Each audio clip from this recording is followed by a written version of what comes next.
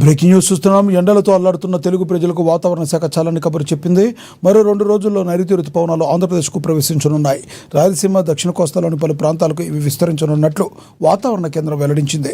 మరోవైపు ఉపరితల ఆవర్తన ప్రభావంతో ఇప్పటికే తెలుగు రాష్ట్రాల్లో పలు చోట్ల వర్షాలు కురుస్తున్నాయి. ఇటు తెలంగాణలో కూడా వాతావరణం చల్లబడింది. నేడు తెలంగాణలోని పలు జిల్లాలకు భారీ వర్ష సూచన జారీ చేస్తుంది. IMD 5 జిల్లాల్లో అలర్ట్ ప్రకటించింది.